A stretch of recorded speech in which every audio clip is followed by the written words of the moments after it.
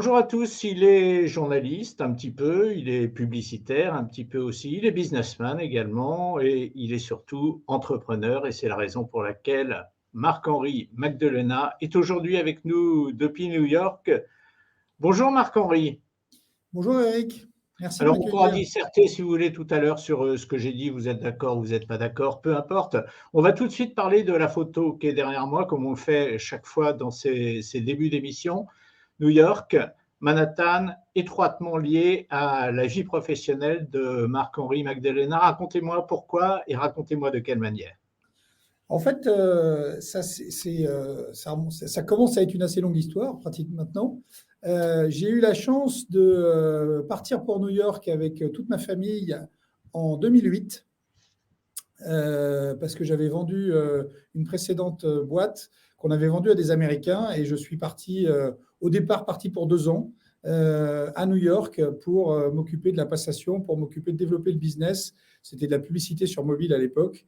Et je suis parti pour New York pour développer ça et pour devenir un petit peu la tête de pont sur le marché américain de notre activité.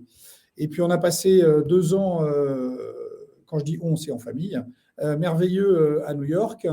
Et on s'est dit que c'était beaucoup trop tôt pour rentrer. Donc, on a décidé de rester d'abord 1 an de plus, puis 2 ans de plus. Et finalement, ça s'est transformé au total en une période qui a duré d'abord 8 ans, où là, on habitait véritablement à Manhattan.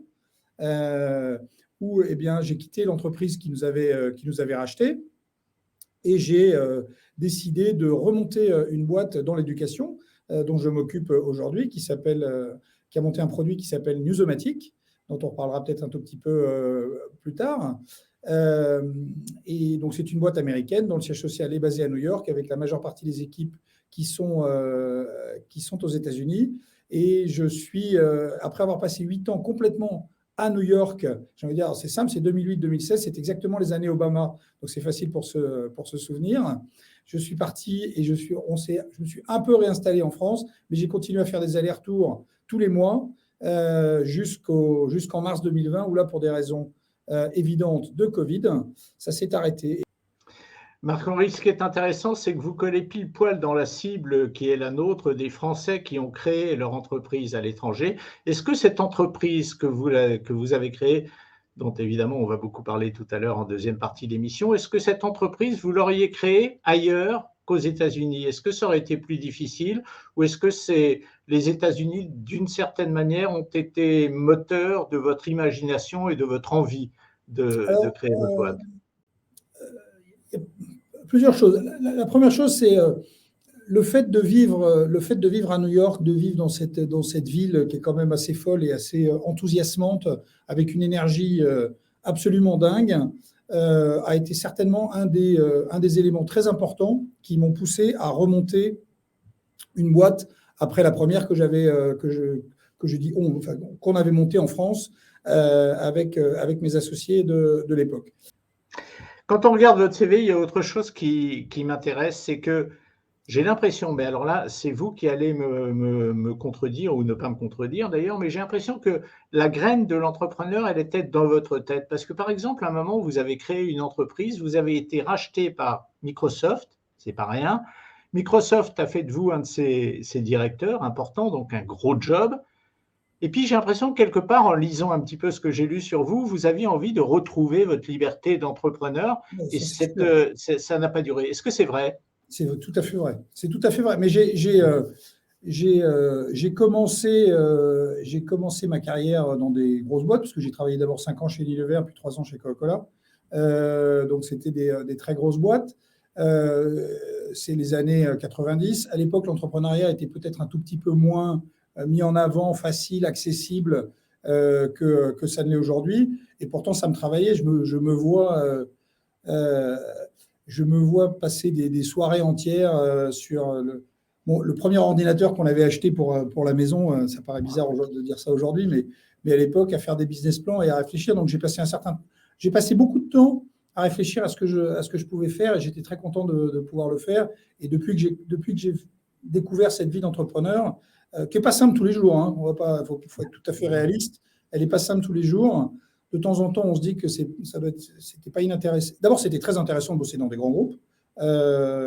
Et puis, il y a 2-3 problématiques qu'on n'a pas dans les grands groupes, en particulier savoir si un client a payé une facture ou pas. Ce n'est pas véritablement une problématique qu'on a, puisqu'il y a des gens dont c'est le métier d'aller s'occuper de récupérer cet argent. Donc vous, une fois que le deal est fait, ce n'est plus votre problème. C'est un peu différent quand c'est des petites boîtes, parce que cash is king, c'est un peu le nerf de la guerre, donc c'est des choses qui sont différentes. Mais c'est vrai que cette liberté, cette capacité d'entreprendre, c'est quelque chose qui est important pour moi.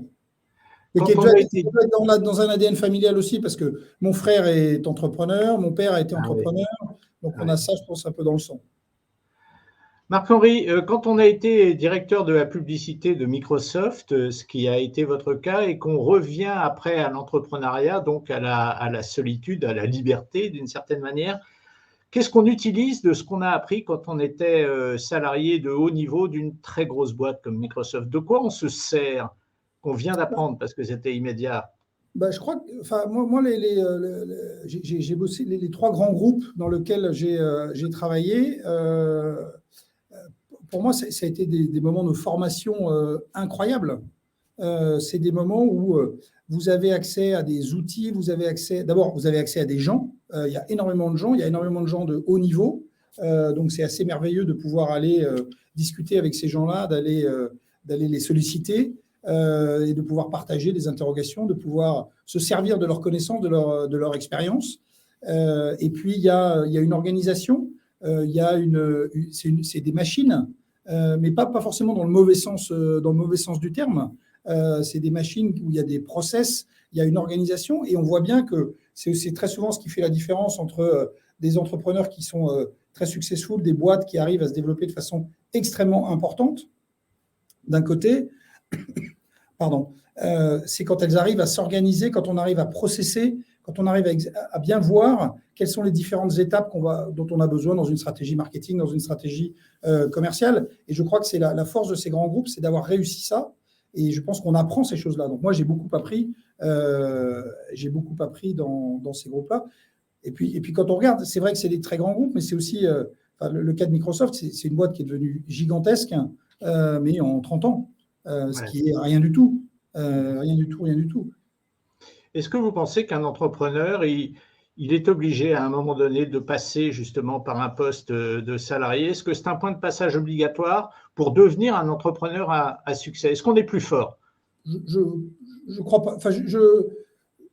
J'en sais rien. Moi, c'est mon parcours à mon niveau à moi. Je suis passé par les deux. J'ai passé des très bons moments dans les deux. J'ai été très heureux et mes 5 années chez Unilever, qui sont les 5 premières années de ma vie professionnelle, ont beaucoup compté. Les gens que j'ai rencontrés à cette époque-là ont beaucoup compté. Il y en a encore que je revois beaucoup aujourd'hui. Ce que j'ai eu la chance de faire chez Coca-Cola, c'était extraordinaire. Moi, je me suis occupé de toute l'activation marketing de la Coupe du Monde en 98 dans toute la distribution française. C'était fantastique. C'est des périodes un peu once in a lifetime, quoi. On a faut se souvenir de ce que c'était 98 en France à ce moment-là, de la Coupe du Monde et tout. C'était dément. J'ai eu la chance de pouvoir le faire. Je ne sais pas si c'est un passage obligé. Moi, je sais que c'est sûrement pas un passage à proscrire. Il ne faut pas se dire, c'est pas parce que je vais aller dans une grosse boîte à un moment que je ne serai pas entrepreneur derrière et vice-versa. Marc-Henri, je vais vous dire quelque chose. Vous n'hésitez pas à me contredire si je dis des bêtises, mais j'ai l'impression que vous vous servez beaucoup de votre sens de l'observation pour créer les boîtes que vous avez créées. Je m'explique. Vous avez créé en 2010 une boîte qui s'appelle Time to Sign Off, une boîte que tous les journalistes connaissent. Vous allez nous expliquer en quelques mots de quoi il s'agit, une newsletter d'information, mais qui part surtout d'un principe que vous avez, à mon sens, dû observer, que les gens n'avaient pas beaucoup de temps pour s'informer. Est-ce que c'est vrai si je dis ça? C'est tout à fait vrai. C'est tout à fait vrai. Et sur cette histoire de l'observation, c'est intéressant. Mais quand on a démarré notre première boîte, Screen Tonic, c'était de regarder alors, on n'était pas les seuls, hein, mais de voir que les gens, ce que les gens étaient en train de faire avec leur téléphone portable et la dimension que le téléphone était en train de prendre dans nos vies. Et ça, c'était tout au début, parce qu'on a démarré cette boîte en 2000. Et en 2000, on était vraiment, mais 2 ans après les premiers téléphones portables, on n'en avait pas auparavant. Donc ça, c'est un premier élément. Time to sign off, effectivement, c'est une façon de se dire, les gens, quand ils ont passé toute la journée dans leur tunnel au bureau, ils n'ont pas forcément le temps de regarder ce qui se passe. Et on voulait, l'idée, c'était de faire d'eux, de leur apporter la petite chose, le petit truc en plus qu'ils vont avoir à raconter à leurs copains quand ils vont arriver, prendre un verre avec eux ou dans un dîner. C'était rendre les gens, les faire marrer aussi. Voilà. Et donc, moi, on a démarré l'aventure à 3 aux États-Unis. Et puis, en parallèle, l'un d'entre nous, Romain de Salle, a démarré en France. Aux États-Unis, on a eu un succès d'estime, mais finalement, on a arrêté. Et aujourd'hui, ça continue en France remarquablement. Et c'est un très, très beau succès sur le marché français.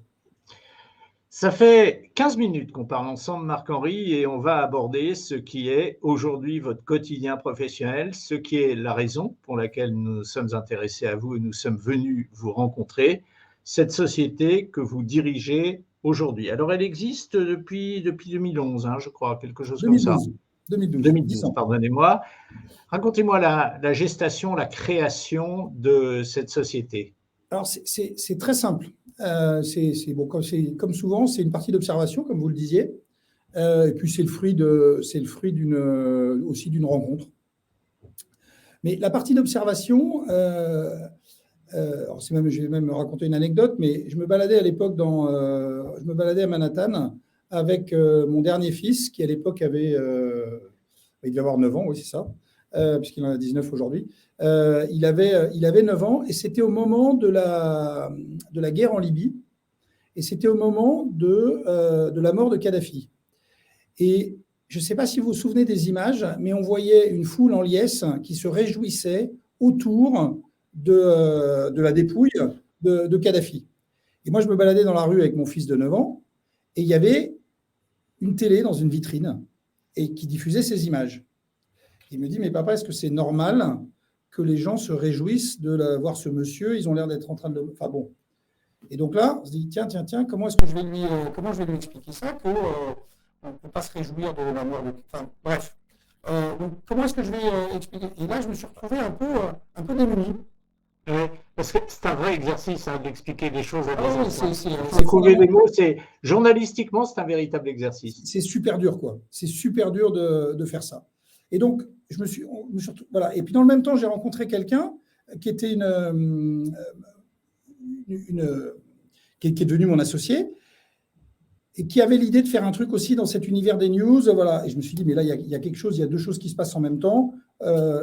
Regardons, creusons. Et puis, alors, on a passé pas mal de temps à creuser en amont avant de se décider et lancer Newsomatic. Et donc, in fine, on a lancé Newsomatic qui est à l'origine, c'est un journal quotidien pour les enfants, digital, et pour les enfants américains. Donc, c'est important parce que c'est quelque chose que sur le marché français, on connaissait déjà, avec le petit quotidien, avec le playback. C'est quelque chose qui n'existait pas. Il y avait des weekly, mais il n'y avait rien qui existait de façon quotidienne sur le marché, sur le marché américain.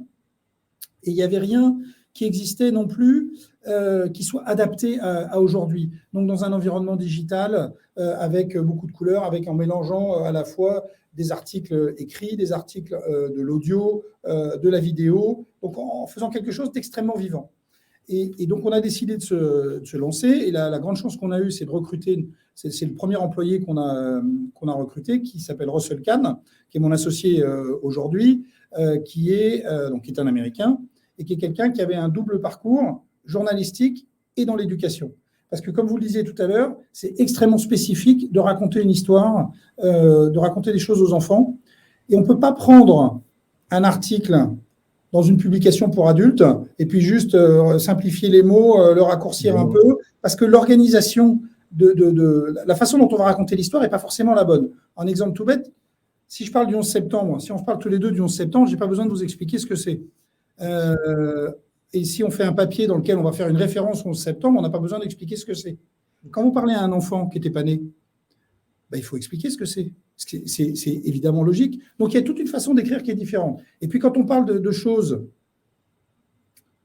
très dures, et il y a des choses dures, malheureusement, on vit dans un monde dans lequel il y a très souvent des choses dures, plus souvent que le contraire d'ailleurs. Ces choses dures, il y a une façon de les raconter, d'en parler aux enfants qui va être différente. Donc, on ne va pas mettre en avant ce qu'on fait ce que font les chaînes d'infos, par exemple, c'est avec le nombre de morts, ce genre de choses. C'est pas ça qu'on va faire. On va pas cacher l'information.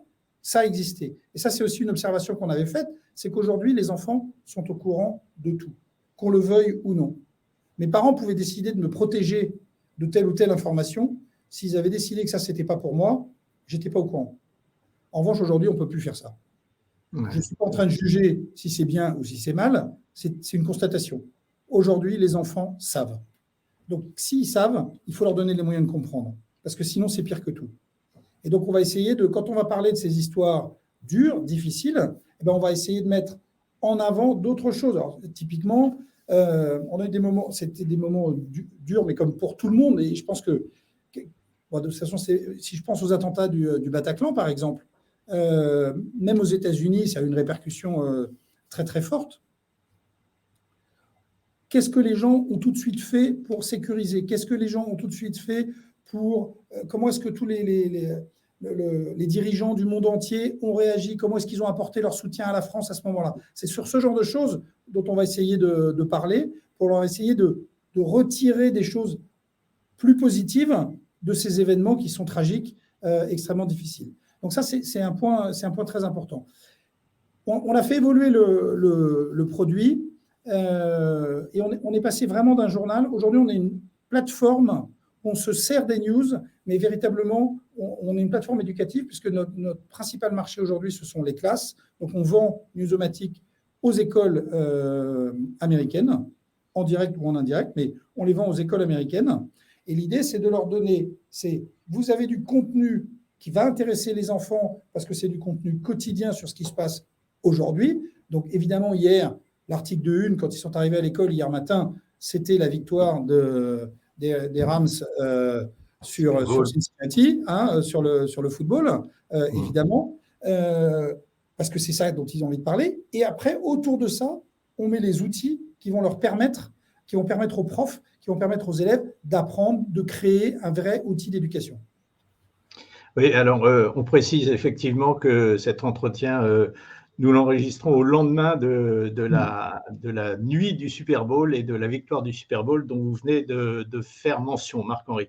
Un petit mot justement, vous l'avez esquissé, le fait de s'adresser à une clientèle différente, la clientèle des enfants, modifie également la réflexion qu'on doit avoir sur la distribution de votre journal. Vous l'avez évoqué rapidement, mais je pense que c'est quelque chose d'important. Oui, alors, bon, on peut pas leur donner directement, on ne peut pas le distribuer directement, donc on le vend, grosso modo, on a deux solutions, sur un produit comme celui-là, en tout cas, sachant que nous, on pourrait le distribuer directement si on parlait à des ados ou des enfants plus grands. Nous, notre cœur de cible, c'est l'école primaire. Donc, c'est des enfants qui ont entre 6 et 12 ans.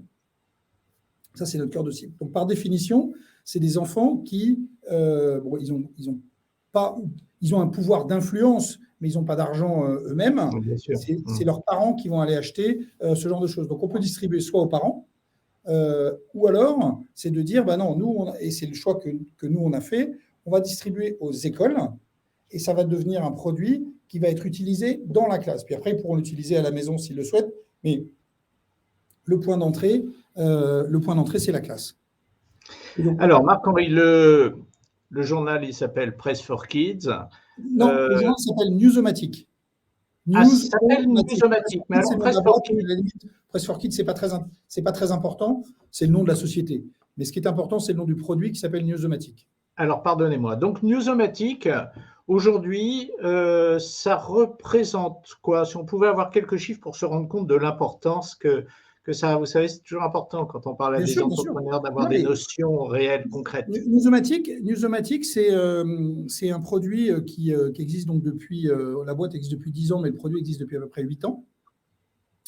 Newsomatic, c'est plus de 12 000 articles écrits par nos équipes. Chaque article est écrit à 3 niveaux de langage différents en anglais, je vais revenir là-dessus, est écrit maintenant en plus en espagnol, en français, en arabe et en mandarin. Ouais. Pourquoi 3 niveaux de lecture, 3 niveaux différents de lecture en anglais? Parce qu'en fait, vous ne pouvez pas raconter la même histoire à un enfant de 7 ans et à un enfant de 12 ans. Vous êtes obligé d'adapter. Vous êtes obligé d'adapter le contenu. Donc, on peut lui parler de la même chose. En revanche, on va rentrer dans des niveaux de détail qui vont être différents. On va utiliser un vocabulaire qui va être différent. Et on va aussi faire la longueur des phrases ne peut pas être la même. Quand on est en CE1, on a besoin de phrases très courtes. Quand on est en sixième, on peut lire des phrases qui sont plus longues. Donc en fait, ça permet ça permet aux enseignants de donner un produit le plus adapté possible à leurs enfants. Parce qu'après, au-delà de ce que je viens de raconter, il y a des enfants qui lisent mieux que d'autres, il y a des enfants qui lisent moins bien que d'autres. Et on va leur donner un produit adapté. Donc, c'est plus de 12 000 articles écrits à ce jour en 8 ans.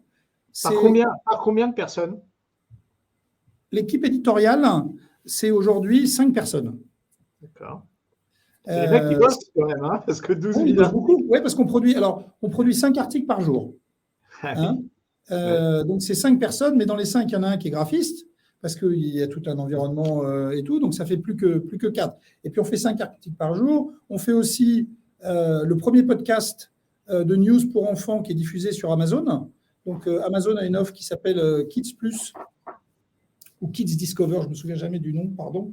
Et nous produisons pour eux un podcast de news quotidien où il y a 3 news par jour. Donc, c'est un extract de ce qu'on fait dans Newsomatic et on n'en reprend que 3 pour eux.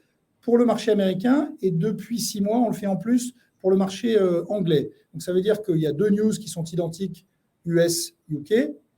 Puis après, il y en a une qui est spécifique parce que le Super Bowl, en fait, ça intéresse vraiment tous les Américains. Ça intéresse moins les enfants en Angleterre. En revanche, la Champions League, ça, c'est un truc qui va les intéresser plus, évidemment. Donc, on fait ça. Aujourd'hui, on est dans... on a...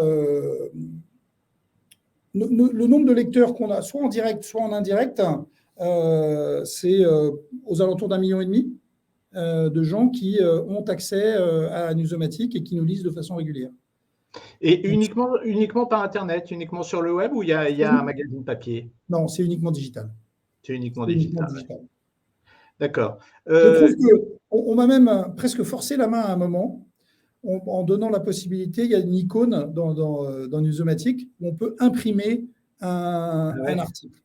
Et moi, au début, je dis non, on ne peut plus faire ça aujourd'hui, on ne peut pas encourager l'impression. Ils ont l'article disponible sur une tablette. Alors, c'est bien sûr, c'est sur un ordinateur, sur une tablette, sur un téléphone, ça c'est évident. Mais on ne peut pas encourager l'impression aujourd'hui, ce n'est pas possible. Et en fait, dans les classes, les profs d'ici, on a besoin, parce qu'il y a encore plein d'élèves, ils ont besoin du papier, ils ont besoin de pouvoir noter dessus. C'est important, c'est un outil d'apprentissage. Donc, je me suis laissé convaincre. C'est pour ça qu'aujourd'hui, on a la possibilité d'imprimer. Mais on n'a pas de journal papier. 1,5 million de lecteurs. Est-ce que vous avez une répartition par langue dans laquelle vous éditez? Aujourd'hui, on est à 95% sur le marché nord-américain.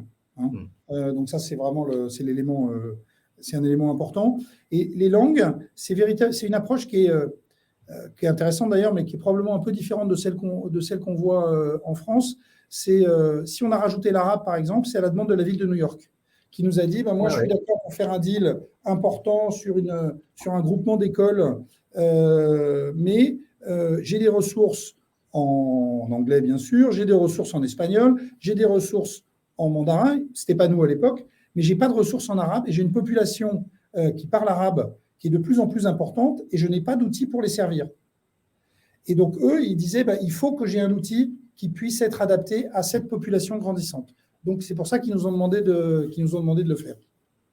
Mais ça, c'est intéressant de savoir que les langues ne correspondent pas forcément à des pays, mais ils correspondent plutôt à des besoins de diversification qu'il y a dans d'autres pays. Ça, c'est intéressant. Et il y a des communautés, en fait, qui sont... qu'on a qui existent aux États-Unis. On va parler pognon, fric. 8 ans après Newsomatic, est-ce que ça gagne de l'argent? Si oui, beaucoup d'argent. Si vous avez quelques éléments. Alors, on ne communique pas beaucoup sur les éléments chiffrés au pognon fric, comme vous dites. Et c'est les mots que je connais. C'est une société qui a levé peu d'argent à ce jour, puisqu'on Ouais. on a levé 1,5 million au total. Et c'est une société qui est rentable, donc qui se développe, mais dans une croissance raisonnée et en ayant levé très peu d'argent. Donc, Combien d'associés aujourd'hui? Combien d'associés aujourd'hui? alors aujourd'hui, on est moi, je suis le dirigeant. Ouais. J'ai monté la société avec une associée qui a quitté Oui, l'opérationnel, qui est toujours actionnaire, qui est toujours au conseil d'administration, mais qui a d'accord. quitté l'opérationnel. D'accord. Des projets de croissance ou de Oui, alors diversification tout en restant dans le secteur? on a plein de projets, super intéressants. Euh, on est en ce moment, on fait quelque chose qu'on aurait dû faire et que je voulais faire depuis longtemps, mais on n'avait pas les moyens de le faire. Voilà, donc on avance à notre rythme. On est en ce moment en train d'embaucher ce que j'appelle en anglais un education specialist. Donc c'est une personne qui est un ancien prof, parce que justement on veut se renforcer énormément sur ces aspects éducatifs. Donc on a toute cette partie de contenu qui est très importante et on veut rajouter de plus en plus, on veut augmenter cette couche éducative. Et ça, pour le faire, on le fait on va embaucher des gens dont c'est le métier, qui viennent de cet univers-là. Ça, c'est la première chose.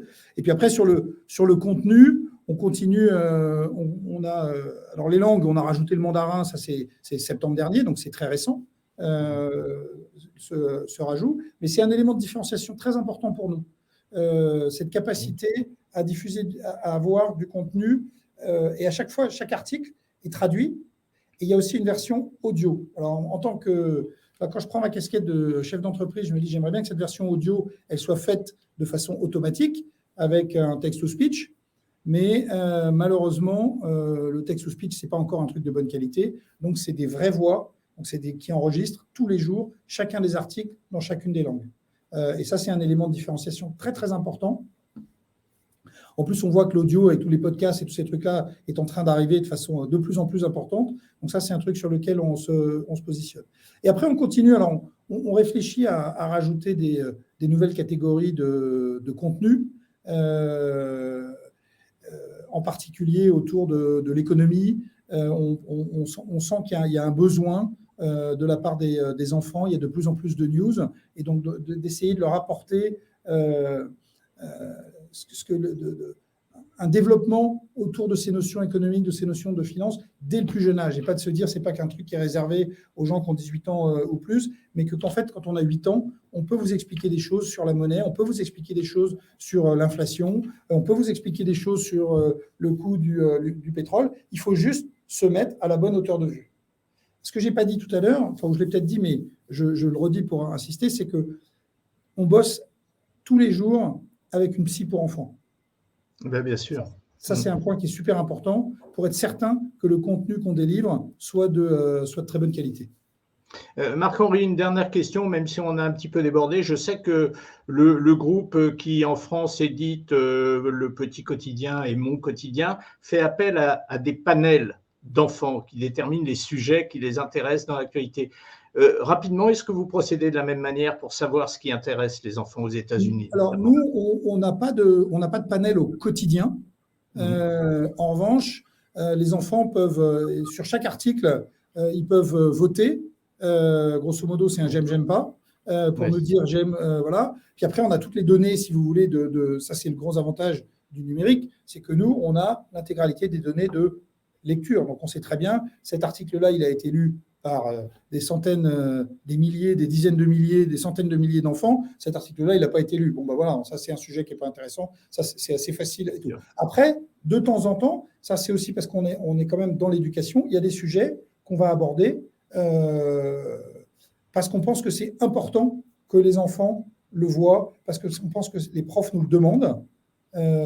Donc, on va s'en servir. Après, on fait un truc de façon assez régulière, mais on ne fait pas ça tous les jours. Mais on fait ce qu'on appelle un truc qui s'appelle Junior Editor in Chief, où en fait, on a une personne de l'équipe qui va dans une classe et on choisit ce jour-là les sujets. Mais ce n'est pas un panel qui est derrière. Là, on met en avant la classe. On les fait réfléchir, on leur explique, on leur donne plusieurs sujets possibles, on réfléchit avec eux et on choisit, c'est eux qui choisissent tel ou tel. Marc-Henri Magdalena, Magdalena, pardonnez-moi, ce que je retiens principalement, c'est que vous avez véritablement, alors au début j'ai dit que vous étiez un petit peu plusieurs métiers différents, en fait je retiens que tout dans votre propos indique que vous avez une démarche extrêmement journalistique dans la conception dont vous faites le quotidien de votre société. Merci beaucoup d'avoir été avec nous, Même si Marc-Henri. moi je ne suis pas journaliste et que je n'écris pas, c'est important de le préciser. Oui, mais il y a beaucoup de rédacteurs en chef qui n'écrivent plus, vous savez. Merci beaucoup d'avoir été avec nous, Marc-Henri. Merci beaucoup. Au revoir. Au revoir, Eric. Merci.